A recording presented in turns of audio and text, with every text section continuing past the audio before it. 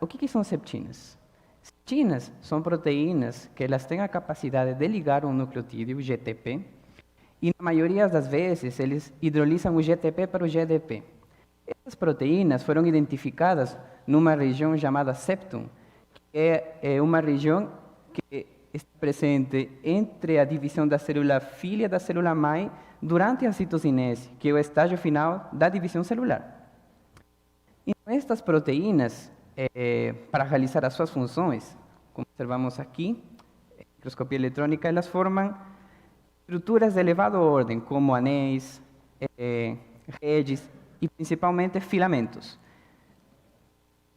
E estas proteínas, elas realizam diversas funções na célula, como observamos aqui, e para ressaltar novamente todas essas funções, é essencial que essas proteínas polimerizem inicialmente em filamentos e depois em estruturas de elevada ordem.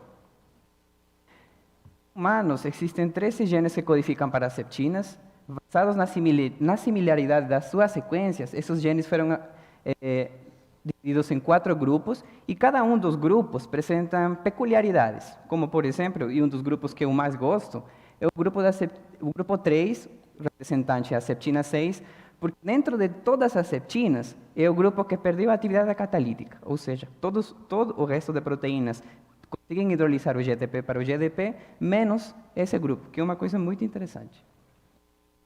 Então, graças às análises das sequências, se pude identificar que septinas apresentam 3 domínios, o domínio N-terminal e o domínio C-terminal, que são muito variáveis entre todas as septinas. O domínio N-terminal apresenta uma região polibásica, enquanto que o domínio C-terminal ele forma estruturas nomeadas como coiled coils. E o domínio muito conservado entre todas as septinas é o domínio GTPase. No extremo C-terminal do domínio GTPase, existe uma região chamada Septin Unique Element, que é uma região que é característica de septinas, e ao comparar com outras GTPases, foi já demonstrado também, graças à primeira estrutura cristalográfica, que é essa região que permite a polimerização de essas GTPases, diferente de todas as proteínas do tipo GTPase já reportadas. Graças à resolução da estrutura cristalográfica do primeiro heterocomplexo, nós conseguimos entender um pouco melhor como que funciona a polimerização destas proteínas e relacionado com sua funcionalidade. Então, temos o heterocomplexo que foi resolvido entre septina 2, septina 6 e septina 7. E que foi observado que esse heterocomplexo ele apresenta uma ordem específica. Eu tenho uma septina 2, 6, 7 nessa ordem. E, além disso, subunidades estão interagindo com 4 interfaces de contato diferentes e também específicas. Temos a interface G entre a septina 2 e septina 6 e a septina 7 e 2 septinas 7. A interface G porque é dada pelo sítio onde ligam os nucleotídeos, e a interface NC, que é mediada pelo domínio N e C terminal entre uma septina 6 e uma septina 7, por exemplo, e se nós estendemos esse hexâmero infinitamente para aqui e para cá, teríamos uma interface NC entre a septina 2. Certo? Então, embora essa estrutura dê a conhecer uma ordem específica, devido à baixa resolução da estrutura, que é a 4 angstroms, a qualidade não é muito boa, ainda não conseguimos identificar os determinantes estruturais, ou seja, as interações específicas que determinariam, por exemplo, por que a septina 2 não formaria uma interface G com a septina 7. Outro estudo que contribuiu ao entendimento do complexo, do filamento de septinas, foi um estudo que ele mostra que septinas do mesmo grupo, elas poderiam ser substituídas dentro do filamento sem perder a integridade e a funcionalidade do mesmo. Ou seja, eu tenho a septina 2, que poderia ser reemplaçada por qualquer uma dessas septinas no filamento 267, e isso continuaria a funcionalidade do filamento. Então, isto leva a acreditar que existe, na realidade, uma especificidade, uma seletividade entre os grupos de septinas para formar interfaces de contato específicas, e isso seria importante para que as septinas formem todas as estruturas que determinam as suas funções. Então, baseado nisso, o meu projeto de doutorado tem 3 objetivos principais. Tentar entender a especificidade na interface G INC de septinas, e ao mesmo tempo tentar entender por que existe um grupo catalíticamente inativo. Então, para começar, na especificidade na interface G, nós escolhemos como representantes o grupo 2 e o grupo 3, três septinas pertencentes ao mesmo grupo, e realizamos todas as combinações possíveis.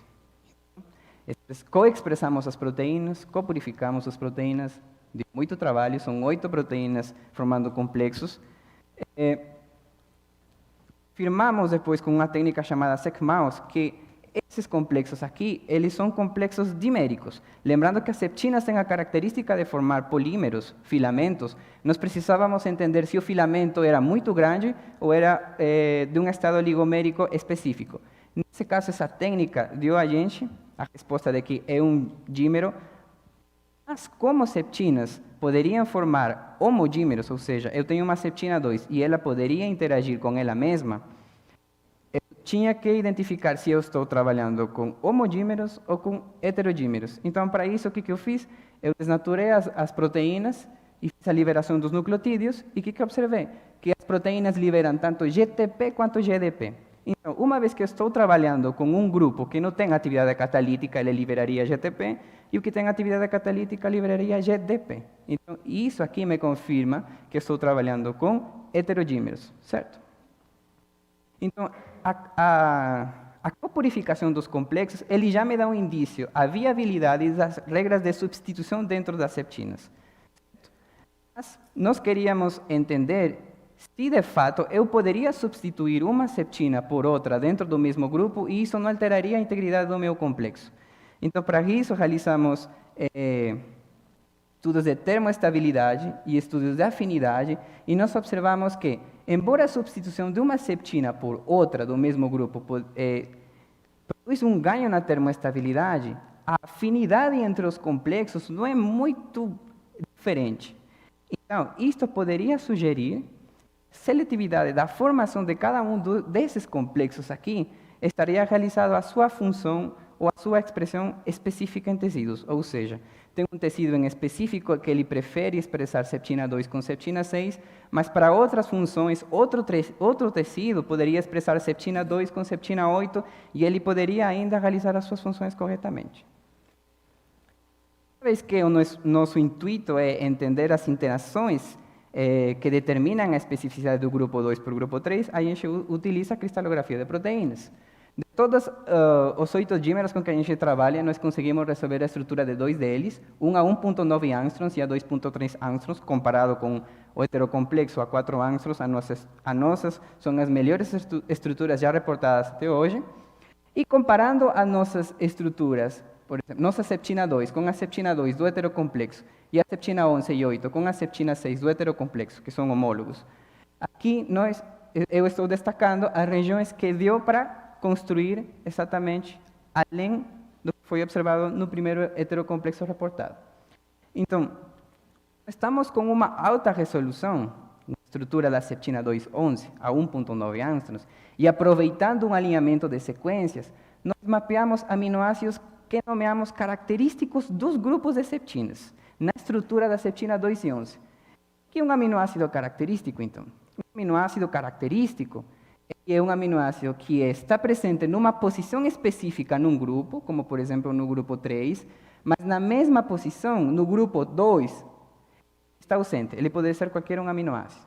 Então, com isso, a gente queria saber se existiriam interações entre aminoácidos que seriam específicos dos grupos, e isso, quem sabe, estaria relacionado com a seletividade do grupo 3 com o grupo 2.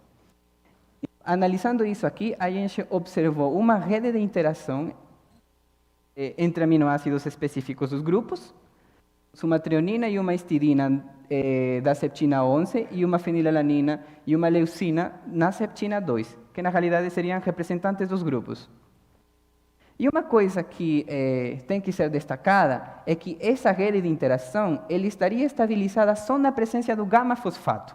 Então, isso já dá indício da importância do gama-fosfato, ou seja, que o grupo da septina 6 ou o grupo 2 tenha perdido a sua atividade catalítica. Por quê? Porque se esse grupo tivesse atividade catalítica, o gama-fosfato e o magnésio foram embora, e essa rede de interação se perderia. E quem sabe a especificidade nesse grupo também se perderia. Então, o próximo passo seria fazer mutagênese citodirigida nesses todos os aminoácidos e ver se isso realmente altera a seletividade dos meus complexos. Também aproveitando a informação da alta resolução, nós queríamos entender um fenômeno que já foi visto em outras estruturas de septinas, que é o deslizamento da fita 3, que depois da hidrólise do GTP para GDP, nessas estruturas observamos que a fita 3 ela desliza e um motivo chamado switch 2, ele é totalmente desestruturado. Mas em outras estruturas, como a septina 3 e no nosso complexo da septina 2 com 11, não foi observado isso. Então, analisando em detalhe essas estruturas, o que observamos? Observamos que o switch 2 ele está estabilizado por essa interação tipo folha beta. Essa interação está estabilizada por essa asparagina, que ela é comum em todas as septinas. E o que é muito interessante é que os ângulos φ e ψ observados nesse tipo de interação, ele seria só permitido para asparagina ou ácido aspartico.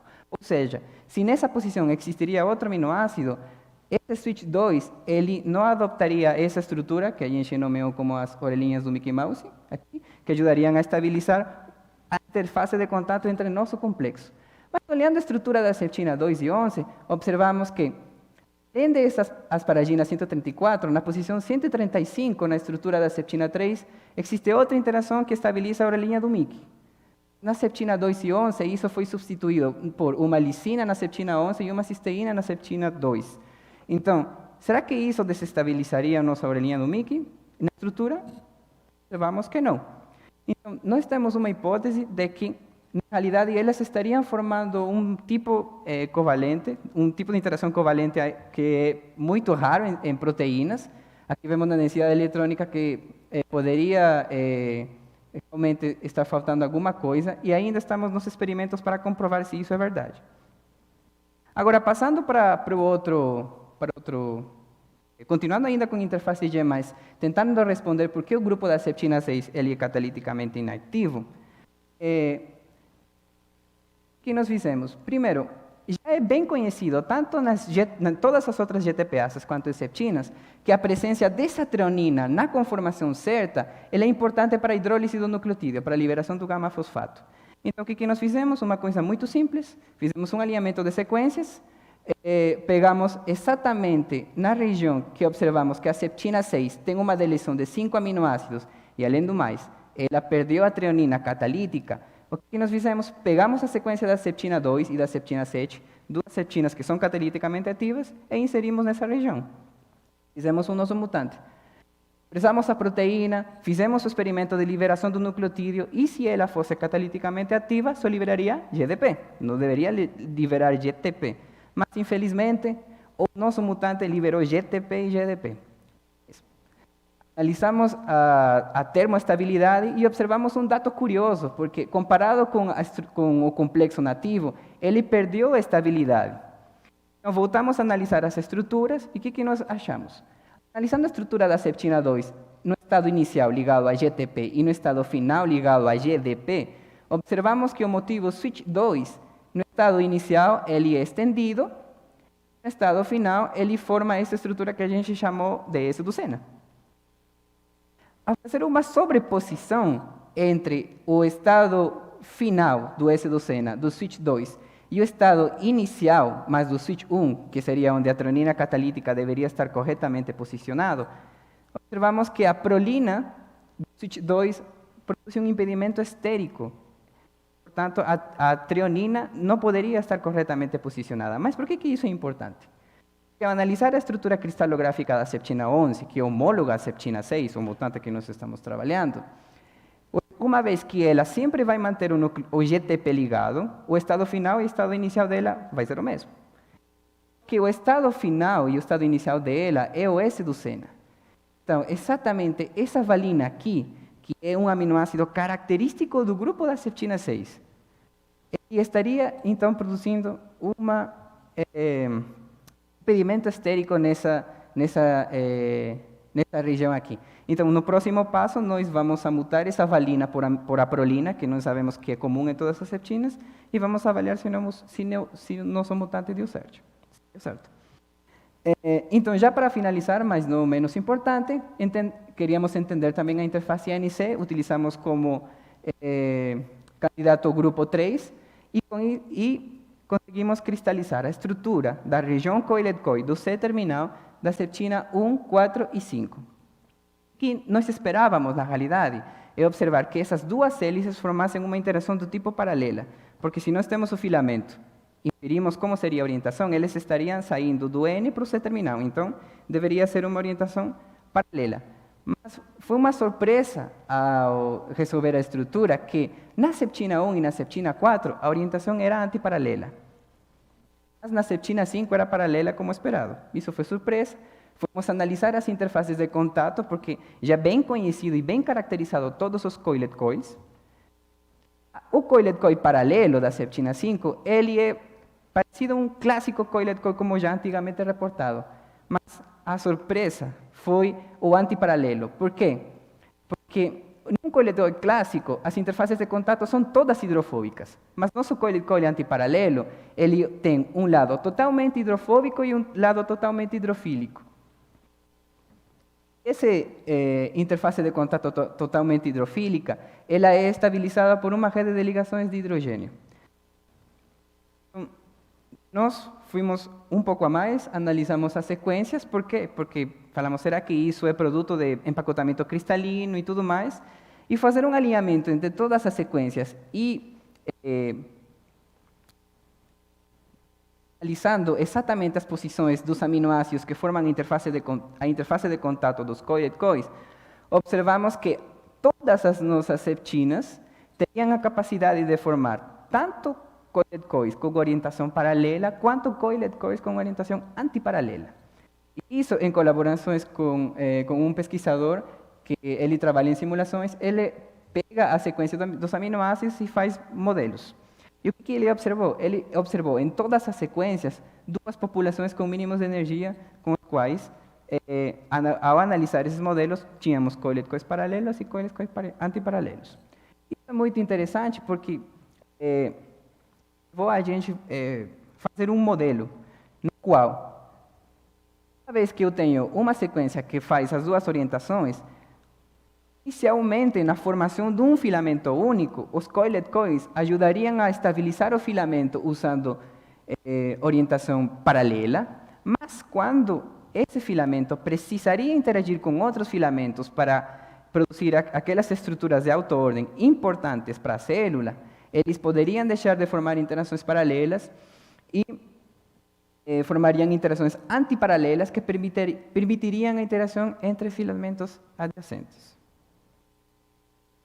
Então, o que nós agora vamos fazer é terminar ainda a caracterização de outros dímeros ainda não estudados.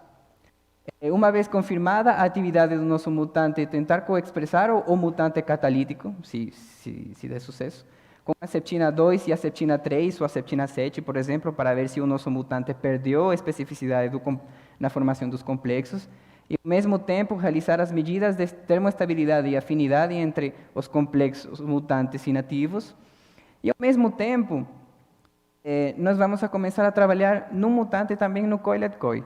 Como sabemos que o nosso coiled coil ele tem orientação paralela e antiparalela ao mesmo tempo, vamos tentar forçar a que o coiled coil fique sempre na orientação paralela, resolver a estrutura do pequeno coiled coil, e se sabemos se esse coiled coil tem orientação paralela, agora mutar a proteína completa.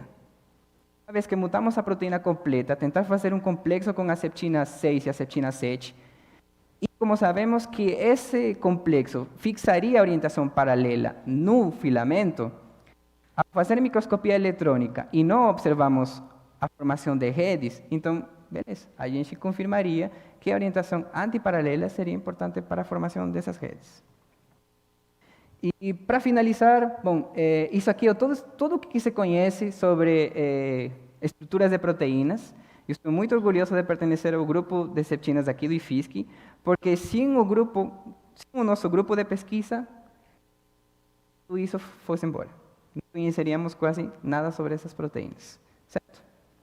Então, Muito obrigado à FAPESP, pela bolsa, ao Instituto de Física, pela infraestrutura, ao orientador Richard Garrett, aos técnicos do Laboratório de Biologia Estrutural e Biofísica e a todos os meus amigos do laboratório. Muito obrigado.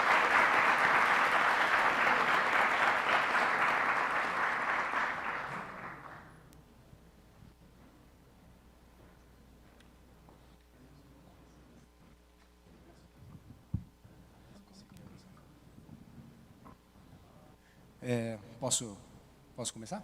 Pode, né? Diego, primeiramente, parabéns, fantástico trabalho, você falou muito bem, o seu entusiasmo é muito aparente, o que é muito legal, a gente viaja pela apresentação junto com você, então é muito, muito bacana. Parabéns novamente. Eu fiquei com algumas dúvidas, não sou da área, né, mas um pequeno detalhe que para mim faltou foi uma motivação do porquê estudar essas septinas. Na primeiro slide em que você mostrou, você mencionou que ela tem funções biológicas, existia ali uma figura, a qual você só passou rapidinho, e existia uma palavra ali, câncer, né? Sim. Você poderia elaborar um pouquinho mais do porquê a necessidade de estudar essas septinas e qual é a sua função biológica que a faz, obviamente, importante, que sai aí na cura de algumas doenças que são aí preocupantes, né, na nossa comunidade. Certo. Como eu comentei no início, as septinas foram primeiramente identificadas durante a divisão celular. Já se conhece que em alguns tipos de câncer são produzidos quando as células elas têm alguma falha durante a divisão celular. Então, uma vez que essas proteínas são as que efetivamente dividem a célula filha da célula mãe, já foi identificado, então, quando as septinas não conseguem atuar corretamente nesse processo, poderia levar, em alguns casos, a também alguns tipos de cânceres em específico. Mas, por exemplo, tem diversas funções das septinas e, portanto, também se relacionam com diversas doenças ou disfunções. Como, por exemplo, septinas, tem uma septina em específica, a septina 12. Forma essa estrutura aqui, que está aqui no espermatozoide, chamada annulus. E a septina 12, ela tem uma única mutação. Esse espermatozoide, ele perde mobilidade. Então, isso já foi confirmado que se relaciona com infertilidade em homens, por exemplo. E uma vez que essas proteínas também, o estado funcional delas é a formação de filamentos, alguns casos que estes filamentos poderiam produzir filamentos amiloides. Isso já foi também relatado que se relaciona com doenças neurodegenerativas, por exemplo. Então, é importante estudar as septinas e entender como que formam esses filamentos, porque, por exemplo, já foi relacionado que homofilamentos relacionam com doenças. Por exemplo, tem a septina 2, que ela poderia formar um filamento usando exatamente as mesmas interfaces de contato que um heterofilamento. Então, nós queremos entender o que leva a célula e como que seria o mecanismo para que a célula defina: eu vou formar um heterofilamento e não um homofilamento, porque eu tenho a capacidade de formar homofilamentos. Isso que é um dos motivos por estudar septinas.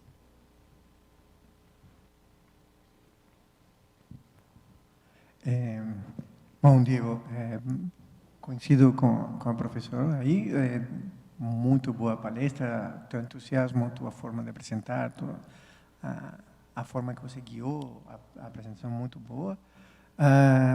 Eu estou um pouco mais interessado na parte que você não mostrou, entendeu? Porque você falou, sim, aceite expressa, tá, faz a estrutura e saiu isso. Mas no meio tem um monte de coisas aí que levam tempo, esforço, trabalho e que a maior parte do teu tempo provavelmente você passou fazendo isso. Certo? Eu queria saber quão específico, provavelmente você está em um grupo de F16, então toda essa parte já deve ter sido bem explorada anteriormente, mas quão específico é todo o procedimento de expressão, purificação, desse tipo de coisas? Quanto tempo leva? Quando você tem uma eficiência de 10%, 15%? Então, aí a gente começa utilizando a técnica do DNA recombinante. Precisamos clonar os genes dentro de um vetor. Os genes são de septinas humanas. num plasmídio, que é um vetor de bactéria, e fazemos com que a bactéria expresse a nossa proteína. Então, o processo de clonagem não sabemos, eu não posso falar, em uma semana eu tenho meu clone pronto. Eu posso ter em uma semana, quanto eu posso ter em 6 meses. Então, realmente, para chegar nos 8 combinações, eu tinha que inserir 16 genes dentro de vetores para depois expressar as proteínas. Então, a primeira barreira é inserir os genes dentro do vetor. A segunda barreira é purificar as proteínas. Primeiro, expressar e purificar as proteínas, porque como essas proteínas formam filamentos, eu preciso do filamento selecionar só um dímero, na realidade, para fazer o meu trabalho. Então, preciso expressar, purificar, ver a melhor condição para obter dímeros e não complexos muito grandes que não vão servir para o meu trabalho. E estandarizar os protocolos para cada uma das proteínas, acho que levou 1 ano e meio, uma coisa assim. E a parte de cristalização? Também foi difícil. Que é o elefante no meio da sala. Cristalizar isso não é fácil. Não, não é fácil. Eu comecei a trabalhar com septinas no meu mestrado, na realidade, em 2014. Eu já tentava cristalizar septinas desde 2014. Eu consegui só cristalizar o ano passado. Todo o trabalho é muito estrutural. Eu achei muito interessante como você conseguiu mostrar todo esse tipo de interações e relacionar essas interações com a atividade. Mas, obviamente, está todo basado na estrutura, e a estrutura precisa de cristais. Cristais precisam ser obtidos e ser medidos. Onde foram medidos? As estruturas foram medidas na Inglaterra, no Synchrotron Diamonds. E a pergunta agora, antes de terminar, você trabalhou em todas as partes? Você se dedicou mais em alguma parte específica? Trabalhei em todos, exceto nas simulações, como eu falei. Eu fui até Diamond coletar os dados, eu processei os dados, eu Foi até planejei, lá, purifiquei. coletou os dados, trabalhou com o Humberto para resolver a Sim. estrutura. Muito bem, parabéns.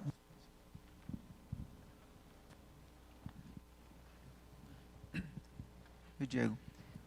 Eu tenho parte da curiosidade que eu tinha a respeito da parte técnica, você já respondeu para o Javier.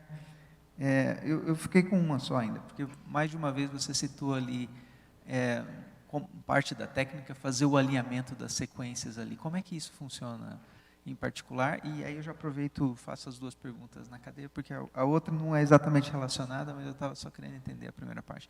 A outra é justamente com relação ao segundo tópico, dos pontos do seu, que é entender o papel, a questão da inatividade catalítica. Aí você mencionou que você preparou um mutante que tem a parte ativa e que você viu o resultado que me parece que é um resultado misto, quer dizer, não era o que você esperava ver, e eu entendi que está em processo aí, mas eu queria que você elaborasse talvez de uma maneira um pouco melhor o que você acha que está acontecendo nesse caso, porque eu não entendi a parte, ficou muito técnica. Então, o alinhamento de sequências, o que eu tenho, eu pego exatamente a sequência de aminoácidos de cada uma das proteínas. Nesse caso, eu não coloquei na figura as 3 septinas, mas esse alinhamento é feito com as 3 septinas.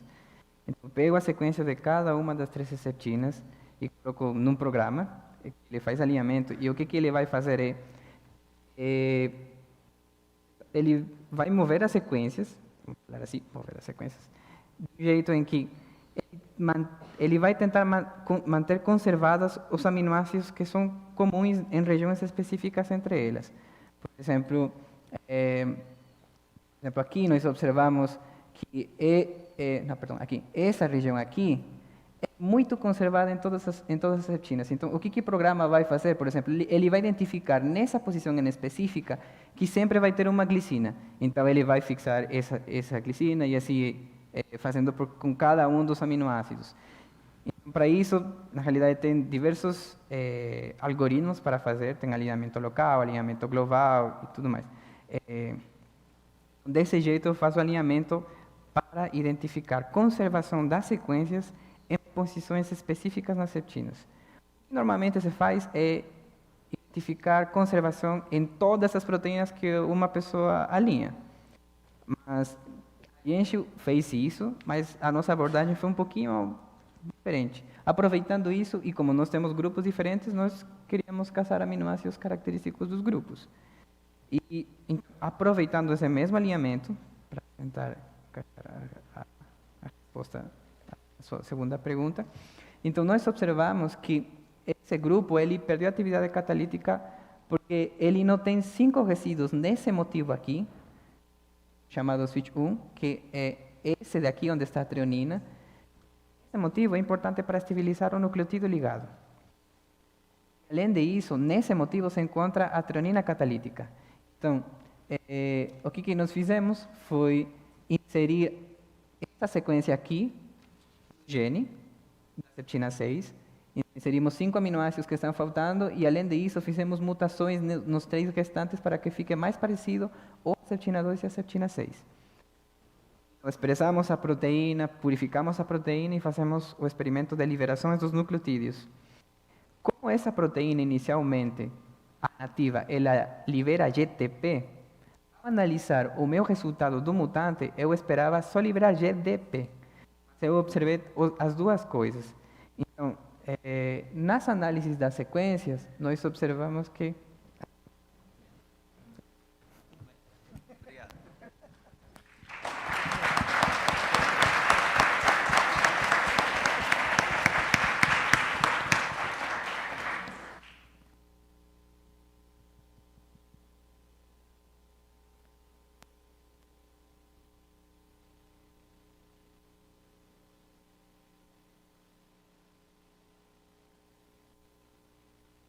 O próximo a apresentar é o Paulo César Ventura.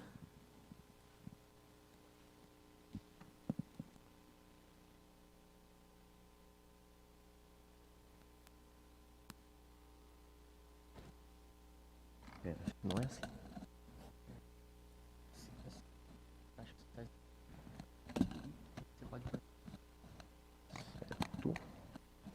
Se a bateria acabar assim no meio, beleza. Tá meio falhando, parecia. Ok. Vocês vão avisar o tempo? Ok. Maravilha. Bom, então, bom dia a todos. Eu sou o Paulo, sou aluno do professor Francisco, e vou falar sobre o meu trabalho com modelos de doenças interagentes em diferentes escalas de tempo, que é um dos meus trabalhos no doutorado, certo? É uma continuação do meu primeiro trabalho. Então, começando com uma introdução, na verdade, uma motivação. A questão é que... Não, aqui tá bom, aqui tá bom. Seguinte, se no passado doenças já alcançavam um continente todo, hoje em dia que nós estamos no mundo globalizado, é muito fácil que uma doença alcance o mundo todo, certo? Pandemias. Só que a gente não precisa se restringir a doenças, mas qualquer fenômeno que prolifera, qualquer fenômeno de proliferação. Por exemplo, rumores, ideias, opiniões. Então, pensar que pela internet você pode propagar uma informação de um lado ao outro do mundo em instantes. Hoje tudo se propaga muito fácil, muito rapidamente. Então, é necessário que a gente elabore modelos para estudar como fenômenos de proliferação acontecem, certo? Proliferação.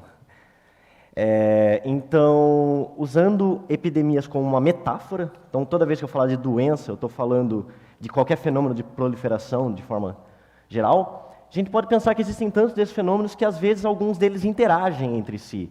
Então, por exemplo, existem fenômenos que cooperam, como por exemplo a AIDS, que facilita a entrada de algumas doenças oportunistas, a exemplo da tuberculose. Existem competições entre fenômenos de proliferação, como cepas de vírus que têm imunidade cruzada, ou ideias antagônicas, certo? Que vão competir pelas ideias das pessoas.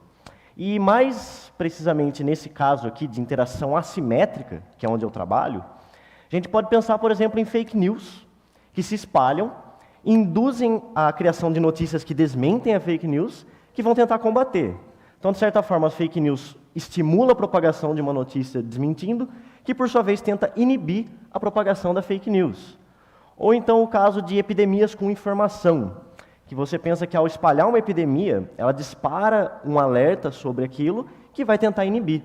Então são fenômenos de proliferação que interagem de uma forma simétrica, um ajuda o outro e o outro tenta inibir o primeiro, certo? É nisso que eu vou trabalhar. Bom, se nós formos nos casos simétricos, competitivo e cooperativo, Existem muitos trabalhos já, não é de hoje, que se estuda modelos desse tipo. Existem muitos resultados interessantes, mas se a gente for no caso assimétrico, o que a gente mais acha hoje são modelos específicos para essa ala aqui, a de epidemia e informação. Então, isso aqui é só uma pequena coleção dos trabalhos que já existem. Eu desenvolvi meu primeiro trabalho no modelo desse tipo, mas a questão é que cada um desses modelos foi feito especificamente para o caso de epidemias com informação. Então, assim, os resultados são interessantes, mas a gente fica sem saber quais resultados de fato são específicos do modelo ou quais resultados são característicos da interação assimétrica de fenômenos de propagação, ok? Então, essa é uma pergunta que fica em aberto com a literatura atual. E também está na moda usar rede complexa para simular, e muitos desses trabalhos são feitos com redes complexas, mas alguns resultados interessantes que são publicados, na verdade, não dependem da presença de uma estrutura de rede complexa, rede multicamada, dinâmica. Então, a gente quer saber quais desses realmente dependem. Então, já pulando um slide aqui, a minha proposta de trabalho é construir um modelo minimalista para a interação assimétrica de fenômenos de propagação. Então, com essa modelagem minimalista, eu vou tentar capturar a essência matemática por trás desses fenômenos. E, voltando aqui, alguns trabalhos também, razoavelmente recentes, mostram que a questão do relógio biológico relativo, eu vou chamar assim, para evitar até o termo escala de tempo, ele pode influenciar no processo. O que é esse relógio? Pensa que um processo pode se reproduzir muito rapidamente e morrer muito rapidamente. Uma doença muito transmissível, mas que também se cura rápido. Enquanto o outro pode ter um ciclo de vida mais longo. Então, a assimetria entre esses dois processos, como ela influencia na interação entre esses dois, ok? Isso muitas vezes é desprezado na literatura, mas alguns artigos, inclusive o que eu estou tentando publicar esse ano, mostram que esse relógio relativo é importante. Então, como segunda proposta é implementar um parâmetro no modelo que controle esse relógio biológico relativo, ou essa escala de tempo relativa entre os dois processos. E, finalmente, aplicar uma metodologia de campo médio, porque eu quero estudar o modelo essencialmente e não necessariamente a relação dele com uma rede complexa. E, bom, os objetivos são comparar com trabalhos anteriores para determinar quais são resultados essenciais da interação assimétrica, quais são essenciais do modelo e não da rede, e determinar como as saídas, os resultados, são influenciados pelo relógio relativo entre os processos, ok? Então, vou descrever os modelos que eu propus. São modelos que já existem na literatura, só que eles raramente são estudados sob a ótica de fenômenos assimétricos, ok? De interação assimétrica. Então, como funciona? O primeiro modelo, que eu chamo aqui de doenças interagentes por mudança de suscetibilidade, funciona assim. S indica um indivíduo suscetível. Então, S1 e S2 é um indivíduo que não tem nenhuma das duas doenças. Se ele entrar em contato com um indivíduo infectado pela doença 1, ele pode se transformar em um indivíduo infectado pela doença 1 também. E isso acontece com taxa beta 1. Por outro lado, ele pode, nesse estado, se curar com taxa Mi1 e voltar para o estado suscetível. Então, é o modelo CIS, para quem já conhece. Da doença 2 é a mesma coisa, só que com taxa beta 2 e Mi2. E acontece que, se o indivíduo já possui a doença 1, ele vai ter uma chance diferente de contrair a doença 2. Então, vai ser gama 2 vezes beta 2, onde gama é um fator de modificação da suscetibilidade, ok?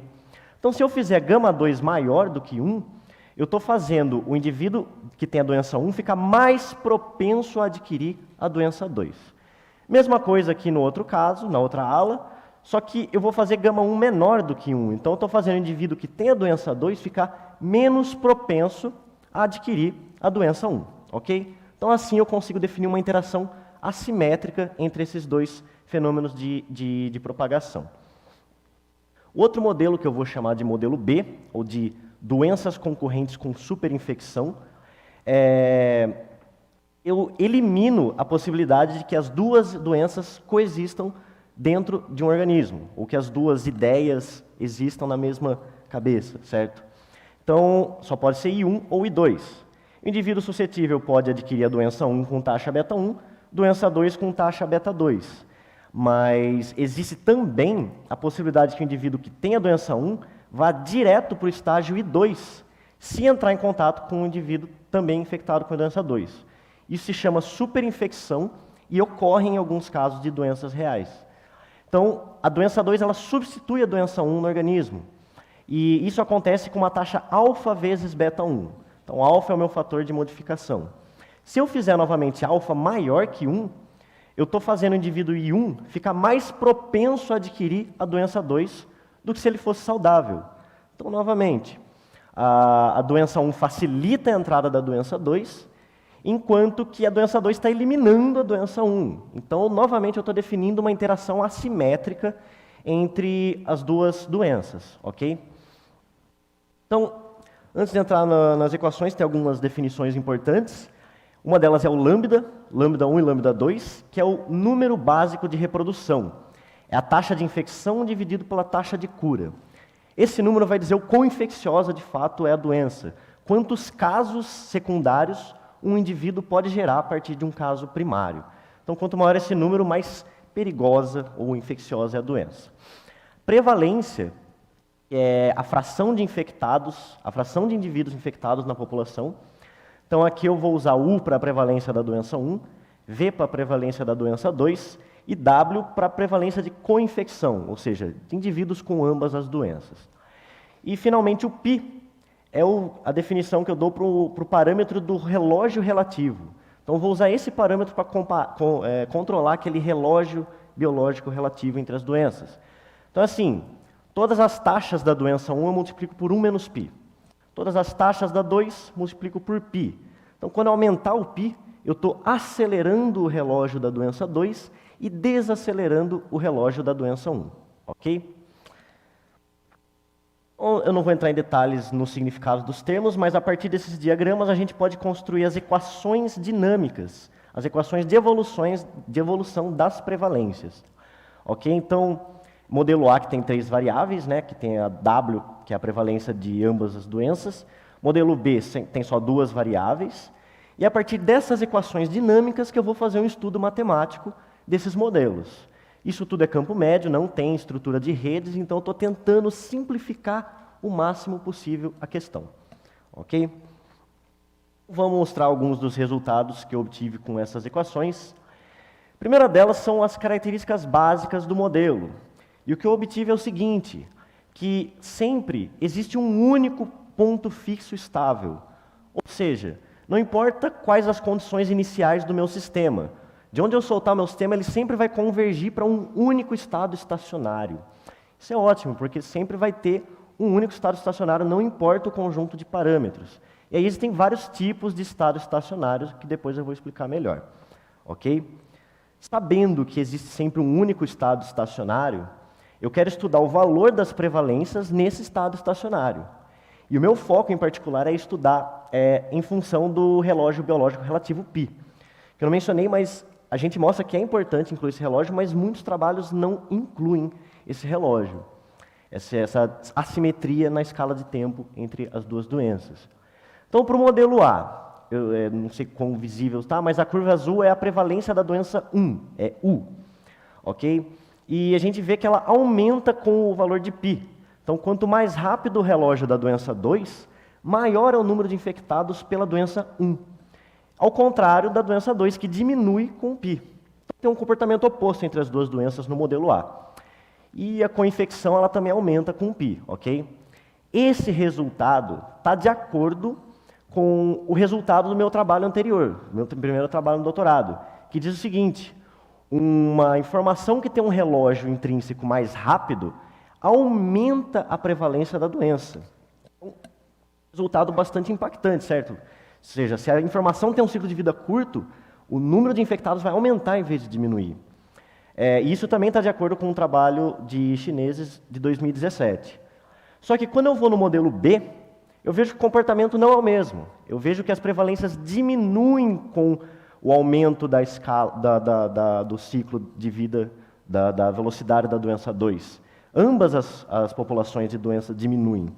Então, se eu mudo o modelo, ainda com interações assimétricas, eu mudo esse resultado. Então, o que eu fiz aqui foi duvidar e questionar do resultado que eu publiquei, não dizendo que ele está errado, mas que ele pode ser específico daquele tipo de modelo que foi construído, tanto no meu trabalho quanto dos chineses. Ok? Essa é uma utilidade de fazer um modelo simples, minimalista. Aí outra coisa que a gente pode fazer é fazer os diagramas de fase, que é basicamente um mapa que vai me dizer para onde o sistema vai convergir em função dos demais parâmetros. Então, aqui eu coloquei o lambda 1 no eixo x e o lambda 2. Então, quanto mais para a direita, mais forte é a doença 1, quanto mais para cima, mais forte é a doença 2. Se as duas são fracas, não há doença. Ambas vão convergir para 0, a prevalência. Se as duas são mais ou menos fortes, no meio termo, vai acontecer a coexistência, ou seja, as duas doenças vão prevalecer na população. E se uma delas for muito mais forte que a outra, só ela vai sobreviver. Ok? Bom, o modelo é simples o suficiente para a gente fazer expressões analíticas dessas curvas. Então, eu fiz o cálculo das expressões analíticas, tenho tudo aqui, e independente dos detalhes, o importante é que nesse modelo elas não dependem da escala de tempo relativa π. Então, não importa o valor de π, o formato do diagrama de fase vai ser sempre esse. Só vai mudar com os fatores de influência. Ok? Já no modelo do B, os estados são os mesmos, o formato é mais ou menos o mesmo, só que a curva 1 passa a depender de π. Então, se eu mudar o valor da escala temporal relativa, de alguma forma essa curva 1 aqui vai se mover também. Então, novamente, são dois modelos razoavelmente parecidos, mas que têm comportamentos diferentes no diagrama de fases. E outro aspecto que eu resolvi estudar foi também a possibilidade de oscilações. Já que existe sempre um único ponto fixo, o sistema vai convergir no infinito para um valor fixo, será que ele pode fazer isso oscilando? Sim. O fato é que podem acontecer oscilações amortecidas antes do estado estacionário, e a gente obtém isso estudando o jacobiano do sistema. Então, não vou explicar, é uma matriz de derivadas parciais, mas a questão é que, no caso de interações assimétricas, esse jacobiano pode assumir autovalores complexos, com uma parte imaginária não nula. Isso vai significar que existe uma tendência local de oscilação ao redor do ponto fixo. Então, quantifico isso olhando para a parte imaginária dos autovalores do jacobiano. Ok? Então, só para dar um exemplo, eu não defini ainda aqui esse fator Q, que é basicamente a parte imaginária do autovalor pela parte real do autovalor, que é tipo o fator de qualidade do oscilador harmônico. Então, num caso aqui do modelo B que não tem oscilações, que é igual a 0, ainda assim acontece uma oscilação fora do ponto de equilíbrio, de estado estacionário, mas aqui, quando eu mudo o valor de π, eu vou para uma fase em que há oscilações locais. Então, dá para ver que o sistema oscila bem mais antes de alcançar o estado estacionário. Para ir daqui para cá, eu simplesmente precisei mudar o valor do relógio biológico relativo. Lembrando que muitos trabalhos só fixam esse relógio relativo e não estudam o sistema em função dele. Então, novamente, a importância desse relógio. Finalmente, eu tracei um mapa da tendência de oscilações. Então, esses daqui são os diagramas de fase dos modelos, e essa faixa verde é o valor de Q, que é a parte imaginária pela parte real, que me quantifica a tendência de oscilação local. Ok? Então, no modelo A aqui, e eu estou mudando o valor de π da esquerda para a direita, a gente vê que o valor de π não influencia o diagrama de fases, mas influencia a região de oscilação. Com um π próximo de 1, essa região de oscilação quase não existe. Já no modelo B, isso também acontece, só que é mais ou menos oposto. Parece que está vendo a intensidade aqui aumenta quando eu aumento o valor de π. Então, eu estou mostrando que a tendência de oscilações desses modelos, ela depende do relógio relativo, mas de maneiras opostas, ok? São modelos parecidos, mas que têm comportamentos bastante opostos. E o interessante é que essa questão da existência de oscilações locais só acontece, até onde eu sei, estou trabalhando nisso, né? E no caso de interações assimétricas. É exclusivo de interações assimétricas. Okay? Então, para resumir os resultados, eu estudei as prevalências em função do relógio relativo, e a gente vê que o comportamento pode ser diferente para cada modelo. Então, quando a gente estuda isso lá no caso de doenças e informações, pode ser que aquele resultado seja uma construção específica do modelo. Então, Então precisa ter mais estudo para realmente extrapolar aquilo para a realidade. Eu estudei os diagramas de fase, mostrando que as fases em si do modelo A não mudam com o parâmetro de escala de tempo, ou de relógio relativo, mas elas mudam no modelo B.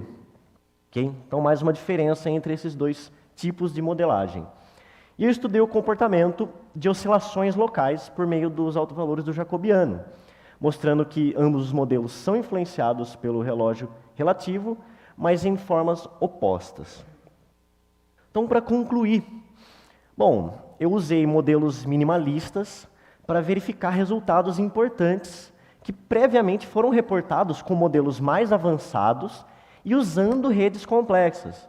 Então, se tinha um trabalho que usava uma forma mais complicada, que tinha que ser mais computacional, eu tentei usar o modelo mais simples possível para, de certa forma, reproduzir ou avaliar alguns dos resultados, ok? Então, uma formulação simples para problemas de interação assimétrica de fenômenos de propagação. Eu mostrei também que a flexibilidade no relógio relativo, que frequentemente é ignorada na literatura, é importante se considerar, porque pode mudar a fenomenologia do sistema. Okay?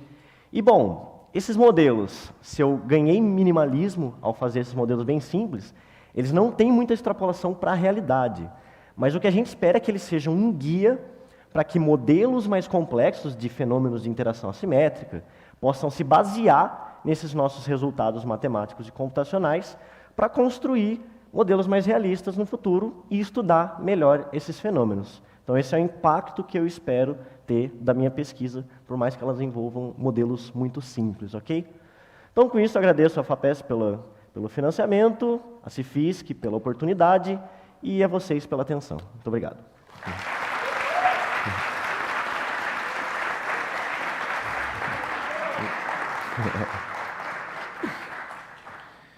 Paulo, Oi. Obrigado pela apresentação. Você deu muita ênfase que você tem modelos simplistas, ou bastante simples, para modelar esses fenômenos. Sim. Quando a gente faz modelos simples, a gente normalmente faz alguns compromissos com relação aos modelos mais complexos. Uhum.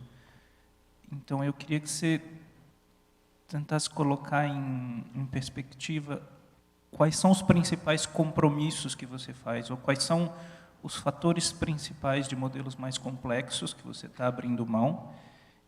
E a pergunta tem o caráter invertido também, né? Que modelos mais complexos você construiria a partir dos seus?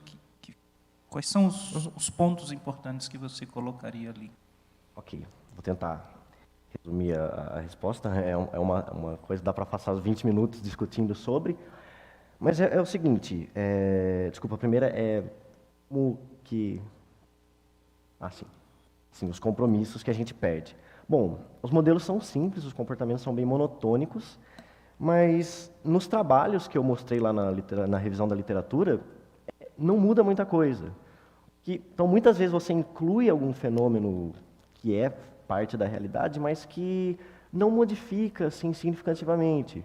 Às vezes vai incluir um novo aspecto que pode trazer um pouco mais de realidade, mas a realidade é complexa, sabe? Para você fazer mesmo um modelo com capacidade preditiva, precisa estudar muito bem os modelos básicos. Então, deixa eu pensar em algum exemplo de compromisso que eu posso estar perdendo aqui. Bom, exemplo simples. A realidade não cai num estado estacionário. Eu não vou ter um modelo que lá no tempo infinito o comportamento é plano assim. A realidade está sempre mudando. Então, pensar nos meus parâmetros como estáticos isso é uma perda de compromisso. Mas você melhorar esse cenário é algo que é complexo. E a segunda pergunta o que precisa para se tornar mais realista, né? Bom, eu vou usar exemplo de um software de simulação realista de epidemias, que é guiado pelo grupo do Alessandro Vespignani. Eu já vi uma palestra desse rapaz italiano. E esse software ele foi usado em 2009 para simular e prever a propagação da H1N1 no mundo, que teve aquele surto de H1N1. Bom, quando eu fui ver com detalhes esse modelo, basicamente ele usa dados bem reais da mobilidade humana entre os países, entre as cidades. Então, isso é um fator que influencia muito. Mas eu fui ver a dinâmica que se usa dentro das cidades, Campo Médio. Eu fiquei surpreso quando eu vi, porque Campo Médio é uma coisa muito simples, mas eles usam no modelo realista para conseguir. Então, falando o que o Alessandro Vespignani falou numa pergunta que fizeram quando eu vi ele, a maior dificuldade de fazer modelos realistas é justamente determinar quais fatores são mais ou menos importantes para obter um modelo realista suficiente. Então, espero ter respondido com isso. Parabéns, Paulo, pela apresentação. Obrigado. Só uma curiosidade, acho que mais curiosidade do que pergunta. Acho que acompanhando passado você apresentou parecido, né? Isso, eu apresentei o meu primeiro trabalho. Aí só uma ideia. Você mostrou na introdução que isso pode ser talvez usado para propagação de notícias. Sim. Aí eu fiquei na curiosidade, como é que você lidaria com isso? O que é interação? O que é... Eu entendi que a rede pode ser um meio de transmissão, mas só que o que seria... Aí você fez uma analogia com doença, né, no caso. Sim, que é mais uma metáfora. Metáfora, mas no caso da notícia, o que seria os entes equivalentes aí? Os equivalentes da propagação de uma notícia. Bom, eu até gosto de dizer assim, a gente usa o termo viralizou para coisas que se espalham, então é uma metáfora válida, né? Notícia, a gente pensa que o indivíduo pode estar ciente ou não ciente dessa notícia. O ciente é o infectado e o não ciente é o suscetível. Claro que é uma redução, é muito simples, mas o indivíduo ciente está espalhando a notícia, espalhando a informação. E o suscetível está suscetível a adquirir. É claro, modelos mais complexos podem colocar um estado em que ele está ciente, mas não propaga, em que ele está ciente, não propaga e depois esquece. Então, essa é a metáfora básica do modelo. Eu vou aproveitar a pergunta dos dois, porque eu achei particularmente interessante o resultado que você coloca do efeito do parâmetro de tempo entre o modelo A e B, Certo. que você tem respostas diferentes. Então, aí tentando extrapolar um pouco na linha do que o Lino falou, isso me parece bastante realista do ponto de vista, assim, pelo menos para pensar em termos de fake news e de notícias, de espalhamento de notícias, eu suporia, então, que esse daí está mais para o seu modelo A, né? Porque quanto menor for o tempo e mais fácil de digerir a notícia, mesmo que ela seja absurda e falsa, mas provavelmente ela vai propagar mais rápido. E se ela tiver um impacto maior ainda, maior ainda. Né? Então, eu acho isso interessante, mas você, na sua resposta, já indicou outros pontos, porque não é todo mundo que necessariamente vai pegar a notícia e passar ela adiante, pode ter um fator de ponderação assim. Então, assim, só para tentar conectar essa história, eu queria elaborar um pouquinho, talvez, no contraste do que o Emanuel falou. Talvez você fizesse um contraste do ponto de vista prático, como que, do ponto de vista de abordagem matemático do problema, contrastar redes complexas com campo médio e talvez o método que você usa para resolver. Você está resolvendo só as equações diferenciais dinâmicas, usando um modelo estocástico, tipo equação mestra. Como é que você está comparando, como que os dois se comparam nesse tipo de questão? Você diz a comparação entre campo médio e outras populações mais complexas. Outras abordagens com, por exemplo, redes complexas. Você usaria um modelo do tipo rede neural artificial, com diferentes nós. Como é que se aborda isso matematicamente, na prática? Certo. Não, matematicamente, existem campos médios que consideram parcialmente a estrutura da rede. Então, tem o Heterogeneous Mean Field, campo médio heterogêneo, que considera só os graus dos nós, ou seja, quantas conexões cada indivíduo faz. Essa é uma forma ainda analítica de tratar o problema de redes. Existe também existe um outro que é um pouco mais avançado, que considera cada nó mas como independente dos demais. Então, existem campos médios que incluem a estrutura de rede. Bom, eu não sei se eu tenho, talvez nos meus apêndices eu tenha alguns gráficos aqui, mas, por exemplo, esse trabalho aqui, que foi feito do grupo do professor Yamir, inclusive daqui a um mês eu vou passar um ano na Espanha com o professor Yamir, ele mostra esse diagrama não de fases, né, mas de prevalências, usando redes complexas, campo médio de redes complexas.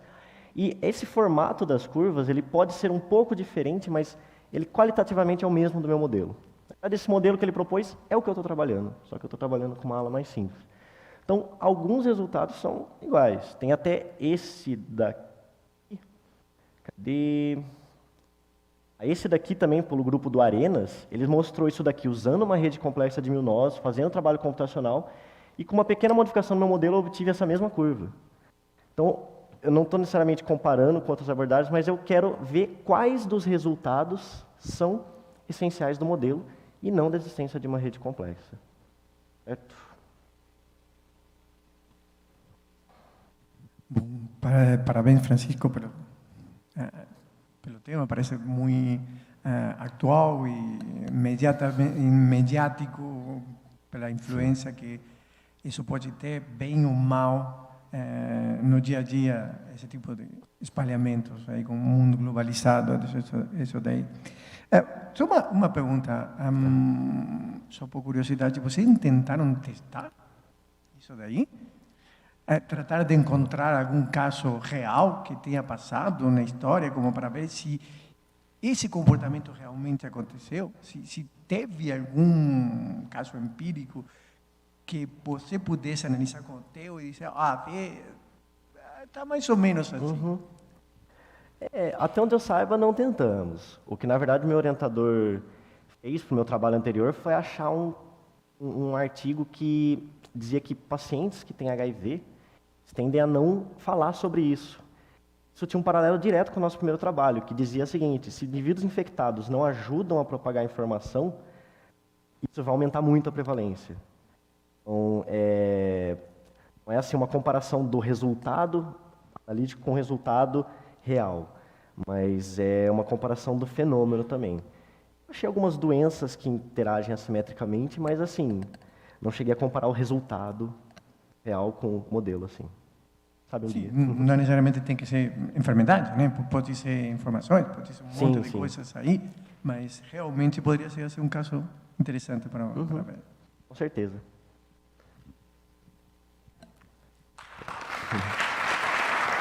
Obrigado a todos.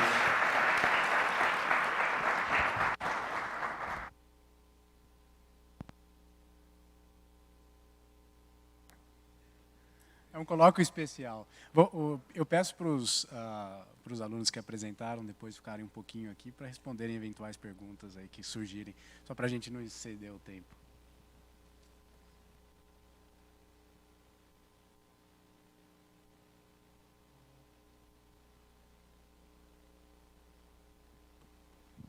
A próxima a apresentar é a Raíssa.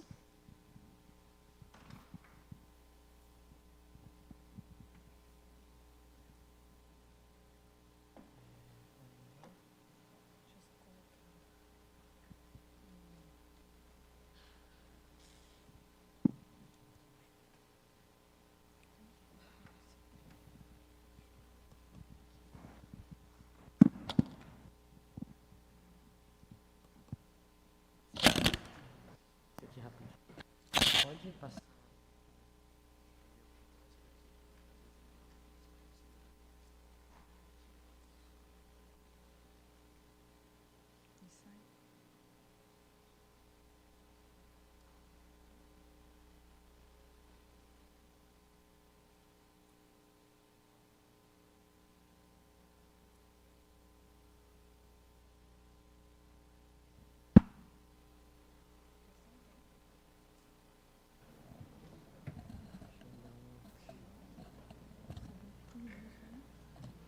Vamos lá.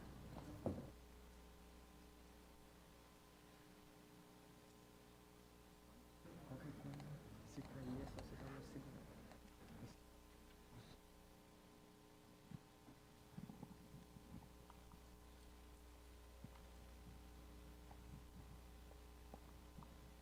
Uma coisa. Acho que eu não quero segurar isso, não. Obrigada. Esse aqui? E esse? Acho que não cabe aqui.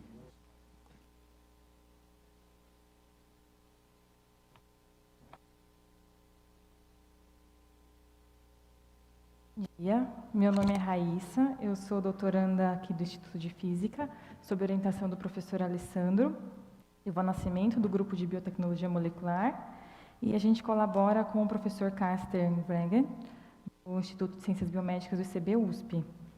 E hoje eu vou apresentar o meu trabalho, intitulado Estudo da via de biossíntese da vitamina B1 em bactérias, como alvo para desenvolvimento de novos antibióticos. A apresentação está dividida em introdução, objetivos, materiais e métodos, resultados de discussões e perspectivas.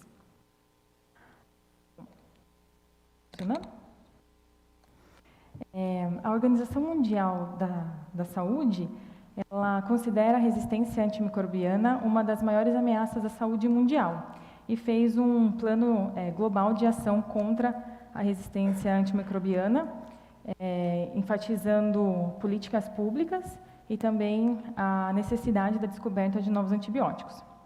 Aqui eu trago uma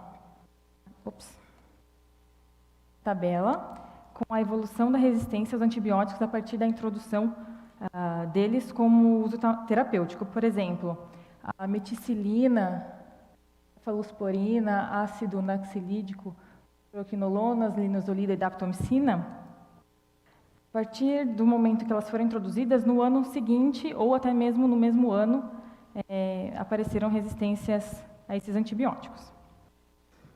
O CDC, que é o Centro de Controle de Doenças e Prevenção dos Estados Unidos, também sempre gera reports sobre os micro-organismos e a resistência a antimicrobianos. E aqui nessa tabela, a gente tem o ranqueamento de patógenos frequentemente reportados à Rede Nacional de Segurança de Saúde dos Estados Unidos. Nós escolhemos os micro-organismos Staphylococcus aureus e Enterococcus fecalis para estudar. Esses micro-organismos são bactérias gram-positivas e estão presentes na nossa flora normal, da pele, das fossas nasais e do intestino, né, no caso da Enterococcus.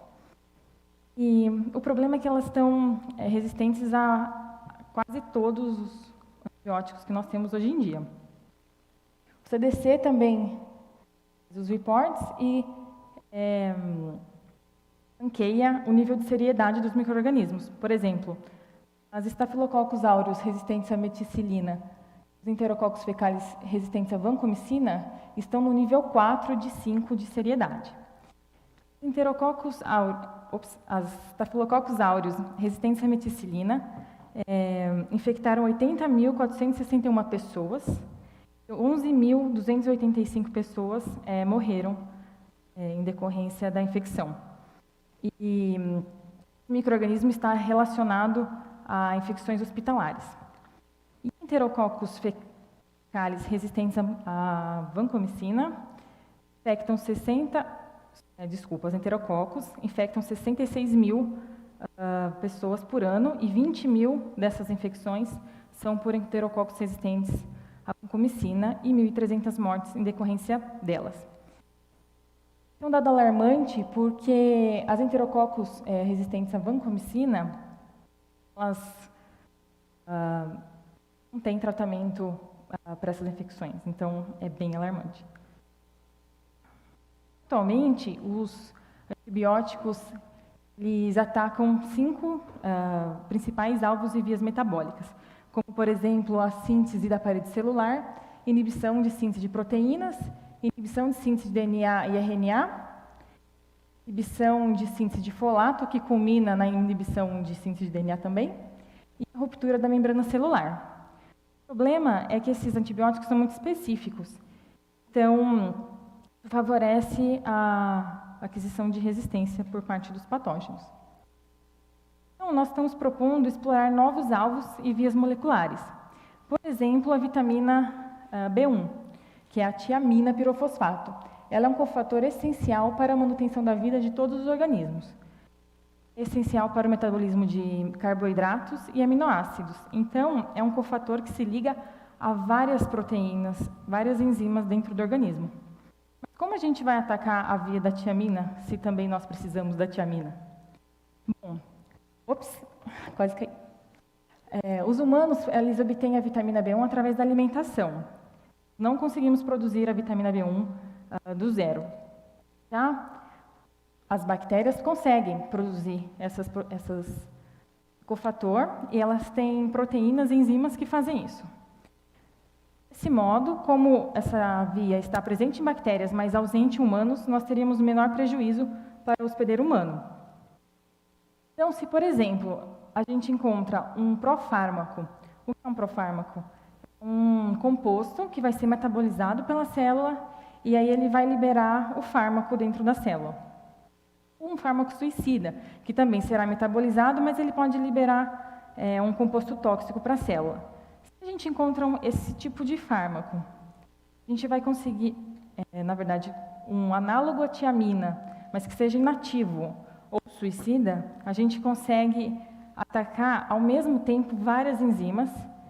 Então, assim, a gente desfavorece a aquisição de resistência pelos patógenos. Aqui eu mostro a via, ficou bem pequeno, né? A via de síntese da tiamina em Staphylococcus aureus. E a nossa proposta é estudar todas as enzimas da via e caracterizá-las estruturalmente para depois achar um composto que iniba as proteínas. Vamos estudar a proteína TNA, TAI-D, TAI-E de Enterococcus fecalis e TAI-D, TAI-E e TPK de Staphylococcus aureus. A proteína TAI-M, que está nessa parte da via, ela já foi estudada pelo nosso colaborador e eles já têm 3 compostos candidatos a fármacos. A enzima TNA, que é o que eu tive mais resultado até agora, ela é bifuncional. Ela aparece no começo da via, quando ela desamina essa aminopirimidina, e também ela consegue degradar a tiamina nas 2 partes, THZ e HMP. Aqui tem o anel tiazol e aqui o anel de pirimidina. Então, o objetivo do meu trabalho seria clonar todas as sequências codificadoras das enzimas que eu mencionei, expressar, purificar, caracterizar, cristalizar também todas, um objetivo meio ambicioso, resolver a estrutura por cristalografia de raio-x de todas elas, e depois realizar docagem molecular com os compostos de base de dados conhecidas e realizar ensaios de triagem de inibidores em plataforma automatizada já estabelecida pelos nossos colaboradores. Bom, eu já clonei todos os genes que me propus, expressei e purifiquei todos também. Aí, a partir daqui, eu só tenho resultados para TNA. Verificamos o estado oligomérico por 3 técnicas diferentes, temos estabilidade térmica por 2 técnicas diferentes, analisamos a proteína, difratamos, resolvemos a estrutura por substituição molecular. Agora eu vou entrar nos resultados. Aqui eu mostro os genes da purificação de FTNA, como eu vou chamá-la, porque ela é a TNA de Enterococcus fecalis. No primeiro gel, eu mostro a purificação por cromatografia de afinidade. Nós conseguimos ver que eu tenho a proteína pura, mas ainda tem algumas bandas de contaminantes. E no segundo gel, eu mostro a clivagem da minha construção, porque, na verdade, a gente expressa a proteína como uma proteína recombinante e ela tem uma tag de 6 histidinas e a proteína TRX, que ajuda na solubilidade. Mas, no fim, eu só quero a minha proteína. Então, nós clivamos com TEV protease e, no fim, eu tenho apenas a minha proteína aqui. Passo numa cromatografia de exclusão molecular e eu tenho ela pura, então, para os próximos ensaios. Fiz a estabilidade térmica dessa proteína em 2 tampões diferentes e fiz o espectro de dicroísmo circular a 20 graus e vi que nos 2 tampões diferentes ela tem o mesmo espectro, é típico de proteínas que contêm alfa-hélices. Fiz a estabilidade térmica, variando a temperatura e vendo como que o espectro se comportava. Depois eu peguei o sinal de 220 nanômetros, que é um vale, plotei para saber a temperatura de melting da proteína, que seria a temperatura onde metade das minhas proteínas já estão degradadas e metade ainda estão ok. Fizemos fluorimetria diferencial, que seria a gente adicionou uma sonda fluorescente, também aumentamos a temperatura e quando a proteína desnovela, essa sonda fica exposta e a gente também consegue tirar um TM daqui. E os TMs das duas técnicas são parecidos, de 40 a 45 graus, e nós escolhemos por ficar com o tampão tris mesmo, que ela já estava bem, a gente viu que não precipitava. Então, nós cristalizamos, fizemos testes de screening de cristalização com vários kits especiais de cristalização e conseguimos no Morpheus, um kit conhecido por suas condições meio mirabolantes. Tem muita coisa dentro dessa condição aqui. E a gente conseguiu cristais em 2 dias, e depois eu não consegui mais reproduzir. Usei 11,6 miligramas de proteína para fazer os ensaios, e nós coletamos na linha MX2 do LNS. Eu coloquei essa foto aqui porque foi a primeira vez que nós fomos no LNLS, tínhamos 2 conjuntos, tínhamos 2 cristais de 2 proteínas diferentes, e a gente conseguiu os 2 conjuntos e resolver as 2 proteínas. Bom, eu ainda não terminei de refinar o meu modelo, então esses dados são quase finais, mas eu coloquei aqui só para mostrar. Eu tenho dados muito bons, a minha resolução é de 1,95, dá para ver bastante detalhe das cadeias laterais. Meu R-Work, R-Free e CC meio, que são os parâmetros de qualidade, também estão muito bons. Devem ser abaixo de 20%, é uma coisa boa. E a diferença entre eles também não pode ser muito alta, mais que 7%, então tá ok. E o meu gráfico de Ramachandra também é muito importante, porque todos os meus resíduos estão em regiões que são permitidas. Na verdade, 99,77% dos meus pontos estão em regiões favoráveis e apenas 2 pontos, que dá 0,23% em regiões permitidas. Essa é a estrutura da minha proteína, FTNA, e essas duas aqui são as estruturas resolvidas de Staphylococcus aureus e de bacilos. Eu usei a de bacilos para fazer substituição molecular, que tem 40% de identidade, de Staphylococcus tem 25%. Curioso é que elas são tetraméricas, e também são tetraméricas em solução. A minha é dimérica. E em estudos, eu esqueci o nome do rapaz do artigo, mas eles dizem que a forma tetramérica não é essencial para a atividade, mas que essa forma tetramérica, ela ajuda a proteína a se, como é que fala? Livrar das proteases. Isso ainda a gente tem que estudar, porque como a gente acabou de resolver a estrutura, a gente não foi atrás disso ainda. Mas a minha proteína eu fui atrás para saber se ela era mesmo dímero em solução ou se era apenas um artefato era dímero apenas na estrutura cristalográfica. Então, 3 técnicas diferentes mostram que ela é um dímero em solução mesmo. O gel nativo, a cromatografia de exclusão molecular, que a gente calibra a coluna com massas que a gente conhece, e a ultracentrifugação analítica também. Curiosamente, ela veio ligada a algumas coisas. Essas 3 moléculas aqui são parte das moléculas de PEG, que é a polietileno glicol, que provavelmente estão estabilizando a interface dos 2 monômeros. Essa molécula é um ácido glutâmico, que também a gente modelou como ácido glutâmico, que também deve estar fazendo essa interação. Curiosamente, apareceram um imidazol ligado a cada cadeia. Isso é bem interessante e curioso, porque ele está mimetizando o anel tiazol da tiamina. E já foi proposto por Thoms o mecanismo de ação da tiaminase 2, que é a TENA. Ela usa a hidrólise para quebrar a tiamina. Então, a gente já sabe aonde está o sítio ativo. Dando um zoom no sítio ativo, a gente consegue ver a interação do imidazol aqui pelo esse diagrama de interações entre imidazol e resíduos do sítio catalítico, pelo ligplot. Esses arcos brilhando são interações hidrofóbicas.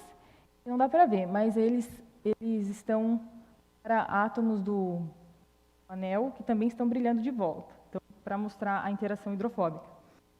E o ácido glutâmico fazendo interação de hidrogênio também com o anel. Glutâmico 205, cisteína 135 e aspartato 44 são conservados em estruturas do sítio catalítico. Então, aqui eu mostro a visão do sítio catalítico, mostrando o imidazol também, ele está enterrado no interior de um monte de aminoácido aromático, que essa proteína tem, acho que eram 15 tirosinas, mais 7 triptofanos. Um monte de aminoácido aromático está próximo do sítio ativo. Aqui é a superfície do meu sítio ativo, mostrando que o imidazol está enterrado lá no fundo do sítio. Tem um espaço aqui para frente. Esse espaço provavelmente é a outra parte da tiamina que deve ocupar. Então, agora, nós podemos fazer docagem molecular. Nós temos um programa de docagem molecular desenvolvido pelo meu orientador Alessandro e os alunos que já passaram pelo grupo.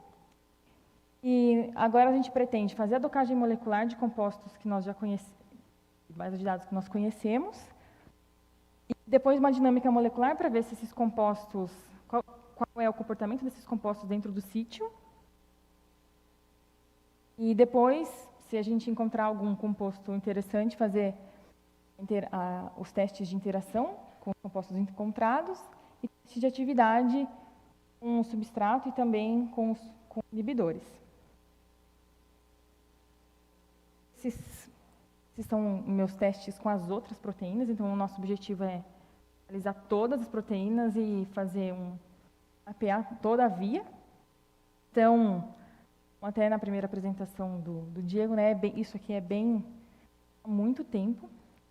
E proteínas T e D, a gente consegue ver que elas são insolúveis, então estou tendo problema com elas, eu tenho que resolver. A CATPK e a EFTA, eu consigo recuperar elas na fração solúvel, mas estou tendo problema na hora de clivar com a TEV. Então, eu tenho que mudar de vetor de expressão e clonar tudo de novo em outro vetor, teste de expressão e purificação, a fazer os meus screenings de cristalização. Bom, eu queria agradecer o IFISC pela infraestrutura, o meu grupo de biotecnologia molecular, a biofísica, que me deixou fazer os ensaios de CD, o LNLS, onde a gente digita os cristais, a APES, que é a minha bolsa, pelo financiamento, a FAPESP, nós temos um temático, em a FAPESP, como eu não tenho reserva técnica, a FAPESP também esse trabalho não sairia. CIFISC pela oportunidade, e aqui é o nosso grupo de pesquisa, porque ninguém faz pesquisa sozinho. Obrigada a todos os presentes.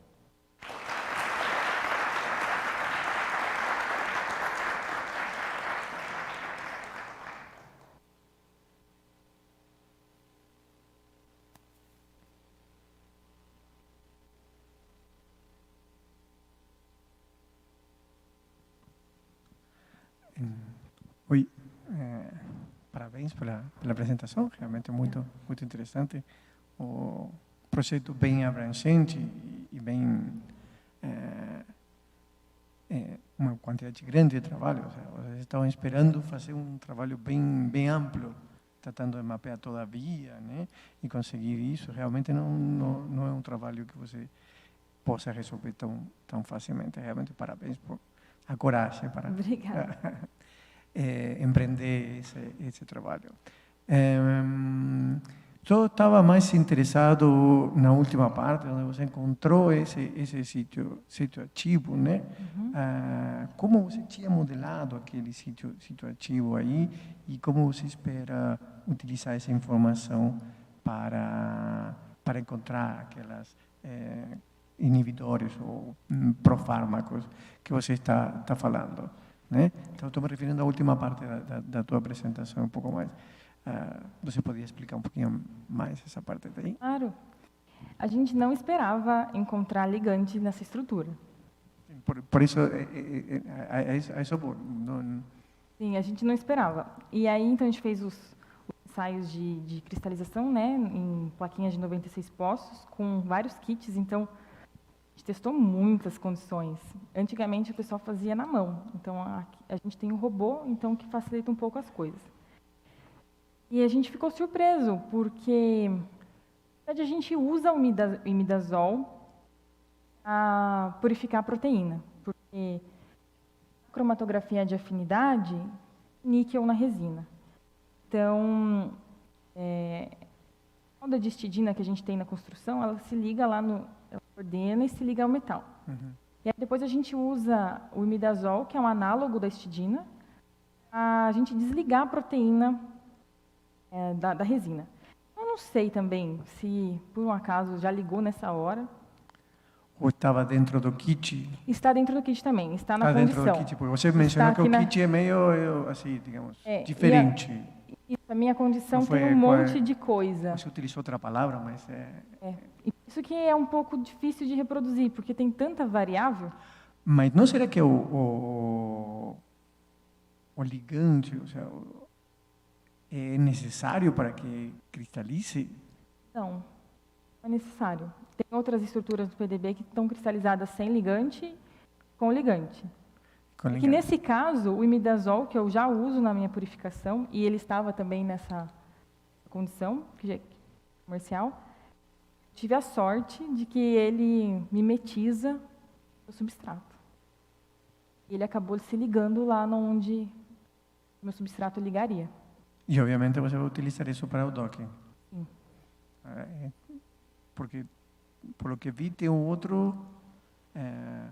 região, uma segunda região que não está sendo ocupada. Isso. Né? E que você vai ter que encontrar alguma coisa para fitar lá dentro. Né? Sim. Esses potenciais, as cores que você colocou aí, se supõe que são regiões geofóbicas, hidrofílicas, ou representam o potencial eletrostático, estou me referindo a essas vermelhas. Que não. Que, na verdade, essa a histidina... cor é decorativa somente. É, só comparativa. E aqui, esse amarelinho aqui, é a cisteína catalítica. Ela fica bem aqui no meio, tá vendo? Então, provavelmente, você que a vai mina alguma entra coisa aqui. para ligar desse lado daqui, então. E nessa parte não avançaram ainda. Testamos. É que a gente começou faz pouco tempo. Tá. Então, foi muita sorte eu conseguir também essa proteína, cristalizar essa proteína, e eu tenho no começo do 2º ano de doutorado. Muita sorte mesmo, porque ela era muito, muito solúvel e cristalizou em 2 dias. Vai conseguir medir em outro lugar? Tem cristais ainda para medir afora? Tenho. Eu tive resolução de 1.9. Bom.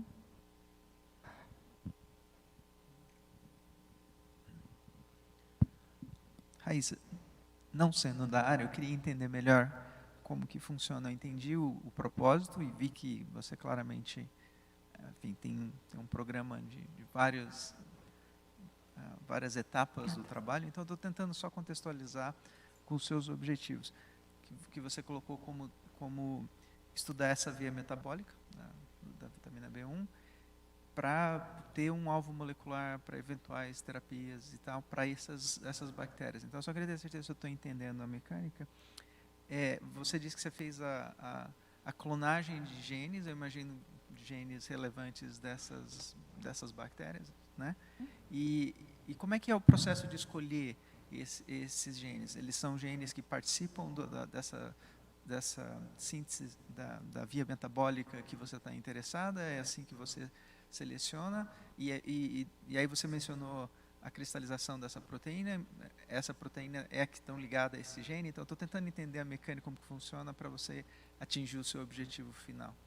Sim, que o gene é informação para a produção da proteína. Então, cada proteína tem o seu gene específico.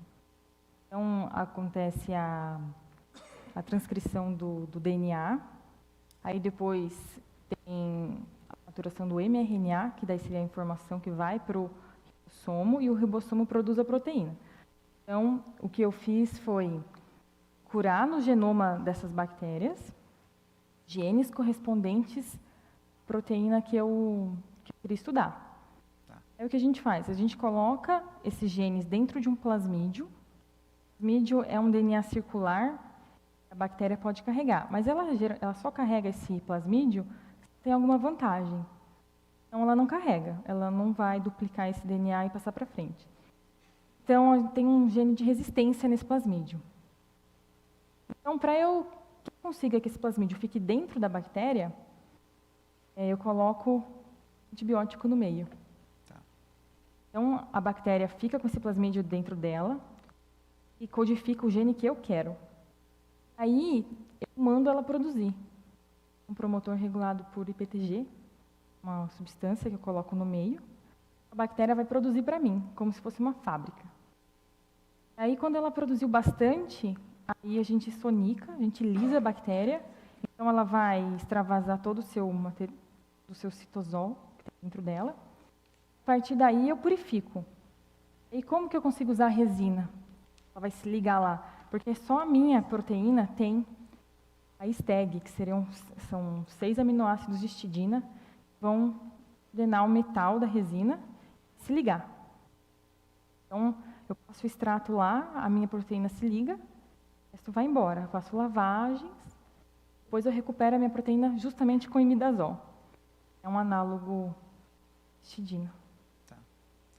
Então, a escolha que você faz do gene já envolve ter essa sequência, ter esse processo de essa síntese em mente já para um futuro, um possível alvo como terapia, né? Como um protofármaco, como você falou. E como nós não temos essa via, se a gente consegue explorar essa via, muito provavelmente os efeitos colaterais nos humanos vão ser pequenos. Entendi. Obrigado.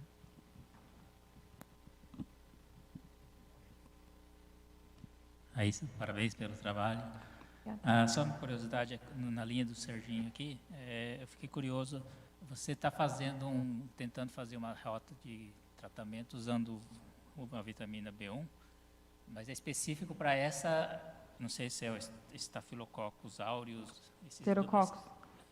Provavelmente, esse sítio ele é conservado. Então, provavelmente, se a gente consegue um remédio, aí ligar nesse lugar, esses 3 aminoácidos aqui, o glutâmico, cisteína 35 e o aspartato, eles estão no sítio catalítico das outras também, da Staphylococcus, da Bacillus. De todas. Então, provavelmente, a gente conseguiria pegar um espectro maior. Tá. Eu fui curioso, se esse remédio só funcionaria para esse caso específico ou seria um tratamento geral? E tem uma outra curiosidade que também, ninguém fez esse tipo de proposta, ou essa sua proposta é inédita? Então, a gente faz parte dessa proposta, né? Porque o nosso colaborador, o Karsten, a aluna dele já conseguiu a da TAIM, a proteína TAIM. Lá para frente. Já conseguiu fazer tudo isso que eu fiz, essa TAIM, que fica essa parte da via. Então, eles também expressaram, cristalizaram, resolveram a estrutura, e aí eles fizeram a docagem molecular, conseguiram, acho que foram 3 compostos. Já testaram, inclusive, a atividade, mas não testaram in vitro ainda nada.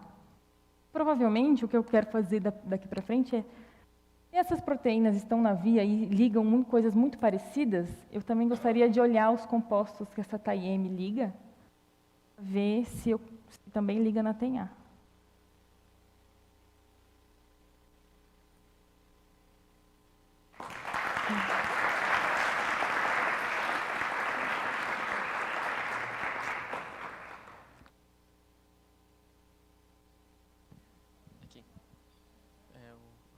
Bom, então, agradecer a presença da banca avaliadora, também dos finalistas do Prêmio Ivone Primeirano Mascarenhas pelas apresentações, e lembrar que hoje às 7 horas nós temos o encerramento da Cifisc com a entrega dos prêmios para os vencedores de cada categoria, em seguida o show de talentos e o coquetel. Muito obrigado.